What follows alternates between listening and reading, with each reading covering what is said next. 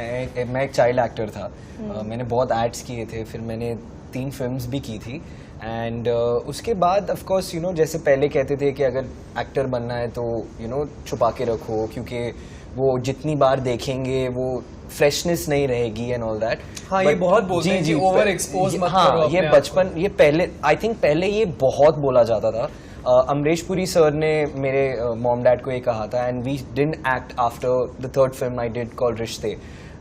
But वो journey के बाद बहुत सारी चीज़ें हुई। मैंने शामक दावर के साथ इंस्ट्रक्टर बन गया मैं, फिर मैंने ब्रह्मास्त्र पे एडी बना। उसके बाद actually ma'am the real journey begin post Brahmastra, जहाँ पर जो एक्टर की एक आई थिंक प्रतिज्ञा होती है, जो करना होता है उनको, जो चीज़ों से उनको गुजरना पड़ता है to just get your first film.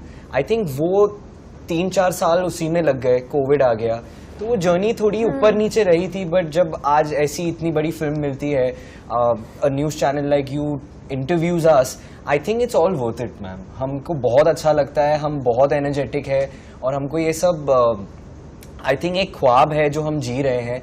और थोड़ी नर्वसनेस तो ऑफ कोर्स कांस्टेंट है, but I think with day and with every day whatever love we are getting, I think वो प्यार ही इतना काफ़ी है कि हम थोड़ा थोड़ा यू नो वो एनर्जी मिल रही है कि अगले दिन पे चले जाए, अगले दिन पे चले जाए।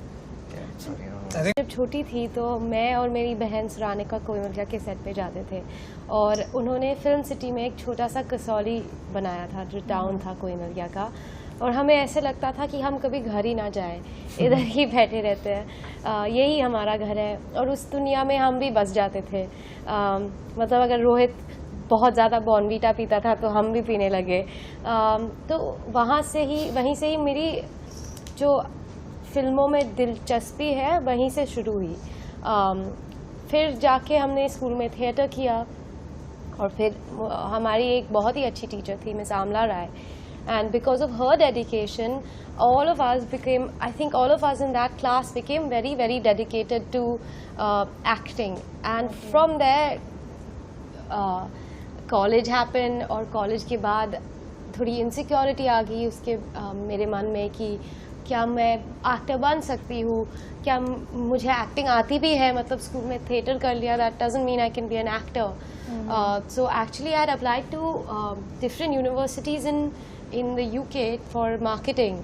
I don't think you guys know this. Wow. So I got into Warwick University, and ऐसा हो गया है कि वीज़ा हो गया है, रूम्स बुक हो गए हैं, सब चीज़ बुक हो गया है. हमारी समर हॉलिडे थी और मैं बहुत ही ज़्यादा डिप्रेस्ड हो गई थी. मतलब हमारे सारे फ्रेंड्स पार्टीज़ में जाते थे, दे वुड डू एवरीथिंग, और मैं बस सोती रहती थी आफ्टरनून में. And I was very young and it was very I think I was like 19 और something. I was always in bed. तभी मुझे I like to analyze myself a little bit. So I went and I got to the root of the problem, and I realized that okay, I am not. मुझे याद आया कि मेरे father ने मुझे बोला था कि एक फनकार को अपना फन बनाना चाहिए हमेशा. तो मैं तो आर्टिस्टिकली सेटिस्फाइड नहीं हो रही थी मार्केटिंग में. I don't think I was good for it.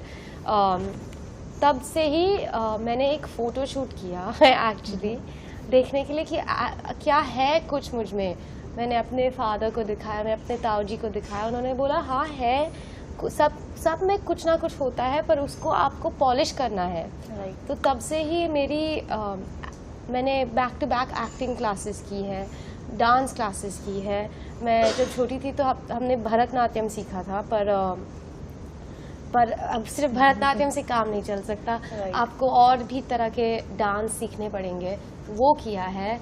उसके बाद हमने बैक टू बैक ऑडिशंस देना शुरू कर दिया, और बहुत सारे रिजेक्शंस के बाद बहुत सारी अपने आप को परख के कंटिन्यूसली फीडबैक लेके अपनी फैमिली से आई थिंक काफ़ी सालों बाद मुझे ये अपॉर्चुनिटी मिला और मुझे ये फिल्म मिली है, और उसकी मैं बहुत बहुत आभारी हूँ.